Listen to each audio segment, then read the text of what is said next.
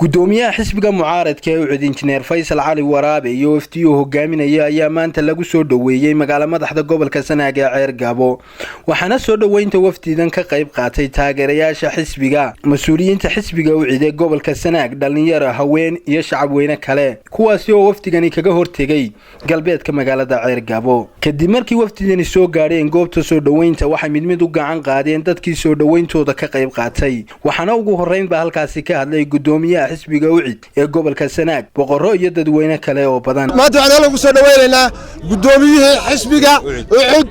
injineer Faysal Cali Waraabe oo bariyahanba gobolada bari ku maraayay booqasho rasmi ah iyo dhisme xisbi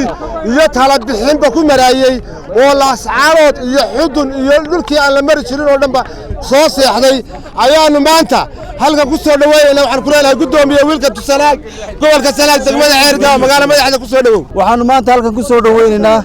gudoomiyaha xisbiga UCID Faysal Cali Waraabe ahna gudoomiyaha xisbiyada Faysal Cali Waraabe oo xisbigii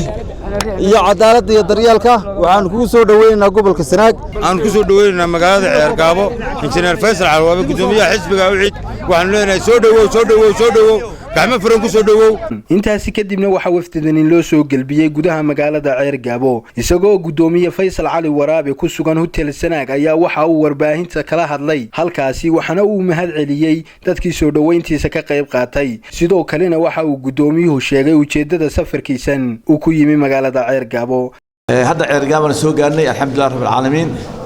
hawaanu matalineena mashruuca wadada alxamdulillah rabbil caalamiin wadada waa socotaa si fiican bay u socotaa yufla laga bilaabo alaami inta kale waa Cardowle ilaa Ceelafweyn waxaan jecelahay inay reer Ceergabo laguma oqaanin deeqsinimo in laakiin jeebka u furaan wadada waxa ka maqan baan filayaa intii reer Ceergabo ay reer Sanaag ayaa ka maqanay waxaan jecelahay in iyaguna ay dadaalaan reer Soomaaliland wixii ka qayb qaatayna